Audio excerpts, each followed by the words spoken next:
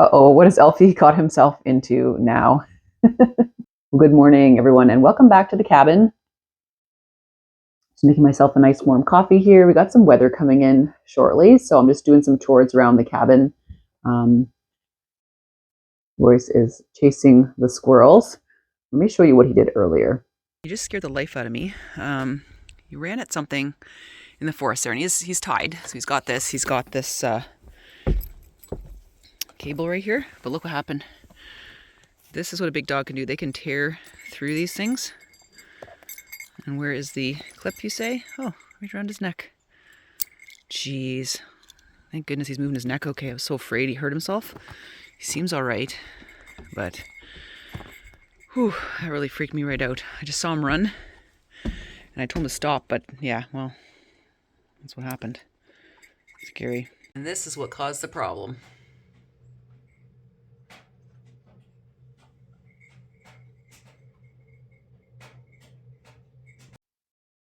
That really freaked me out. His neck is fine. I totally was worried that he'd, spring back with his neck or something and have a huge issue, but no, he seems to be okay. I mean, he's incredibly strong, but just goes to show you that, big, heavy, almost 100-pound dogs can break through those leash, sort of tie-out setups there. So just be really careful. So today, I just want to chat with you a bit about just a few little last-minute ideas for your holiday shopping.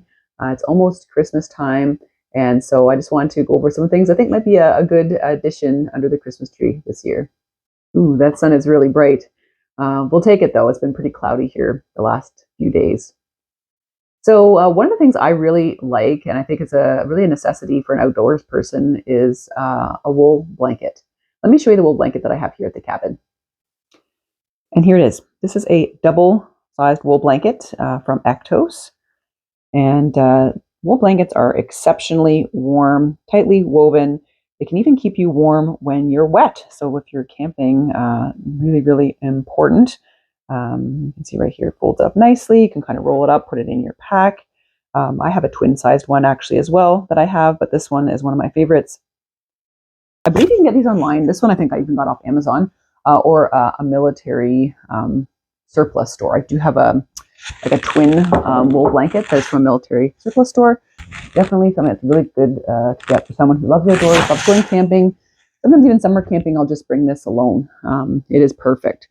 And, you can't go wrong with wool. It's a natural fabric. So even when it gets wet, wool tends to want to mat together. I find it's if it's cold and windy too, it prevents the wind from getting straight through to your bones and you get in the chill. If you have a forager in your life that would love a little basket, doesn't have to be fancy like this one, but something like this just to kind of collect what you find in the woods. And one of my favorite mushroom foraging knives is an Opinel.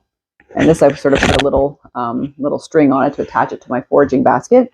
But it has a very unique blade, this kind of shape, to help cut mushrooms.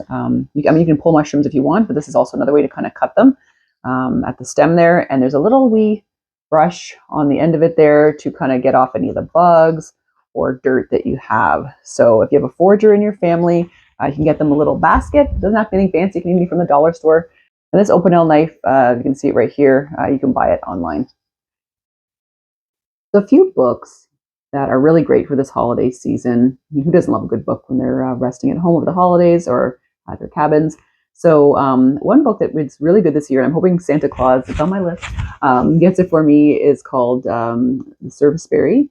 It's basically by the author of Braiding Sweetgrass, Robin Wall Kimmerer.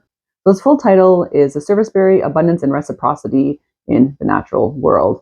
And it basically discusses how our economy right now is just based on, like hoarding and competition and scarcity, where, at the heart of sort of our gifting economy, especially around like Christmas, for example, is reciprocity, sort of exchanging goods back and forth and, helping each other out. So she sort of puts this through the framework of the service berry, which is a fruit that a lot of animals love in the natural world. She puts it through that framework and discusses how, we can sort of change our views from that kind of hoarding, competitive kind of culture to that more of reciprocity. And we learn that through the natural world. It's been a difficult time for a lot around the world for a while. And so, winter is a time of year when a lot of us should really be, resting and resetting and kind of reevaluating. And there's a book out by Catherine May. It's called Wintering: The Art of Rest and Retreat in Difficult Times. And so she tells sort of some personal stories and kind of, kind of lets you know that, winter is a time for rest. And she does this through different stories, through mythology in the natural world, like hibernation and things like that. So, very interesting book. Another one I'm really looking forward to. The book that I've been reading is another one that I highly recommend is Moon of the Turning Leaves. It's by Indigenous author Wapijik Rice, and it is the sequel to Moon of the Crusted Snow. So if you guys read that, incredible book. So this is the sequel to it. It explores things, like rebuilding community after, an absolute catastrophe, Indigenous identity, some really awesome themes in here. Survivalism. So if you're into a story about survivalism, this is a really good book for you. So very enjoyable. I believe this is the last kind of in the series. I don't think he's going to be doing a third book on it. I'm not sure. But I strongly recommend it. A really good one to put under the tree this year. If you have a pet that likes to go on a little tour, I strongly recommend Attractive or something similar to it. This is a really good gift for someone with a dog that wants to kind of take off. It's a GPS tracker. You can use it in areas where there's really good cell signal. Does not work that well out here in the cabin, although the battery stays charged enough if we go in and out of a cell zone, and he does pick up on it. So I always leave it on just in case. I have a different GPS unit dog tracker for him here in the bush. It's one that doesn't rely on cell signal. But this also has added features, like it tracks his steps, his activity, his health. It tells me how good his sleep is. I believe they're about $59, and you do have to buy a yearly subscription for the tracking, but it's worth it totally for the peace of mind. So something to consider. And of course, this season, you don't always have to go and buy things for people. You can make something like this, for example. Like I've been getting into felting. So I made this beautiful little amanita mushroom. It's my first little attempt at felting. So I've been getting into it. So I think I'm going to be making some little felted Christmas presents, little ornaments for people this year. I think it's going to be really cute and unique, one of a kind, and it's special because it comes from your heart. So whatever you want to experiment with, there's a craft that you want to do, by all means do it. It'll be a real treasure for someone for years to come. Looks like the weather's coming in. The sun has gone away. So don't forget, this time of year, your time is probably the most valuable gift you can give someone.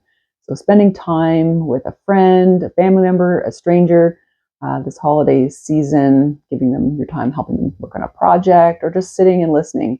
That is a tremendous, tremendous gift for someone this year. So it doesn't always have to be something that you go and buy at a store or order online. So just remember that. That is probably the best gift you can give someone is the gift of your time. They'll really appreciate it. And memories from that will last a lifetime. All right, I hope you guys have a wonderful week. We'll see you in the next video. And I hope you enjoyed watching a little bit of the bird activity and some of the mischief that Alfie's getting up to. All right, have a good one. We'll see you in the next video. Bye for now.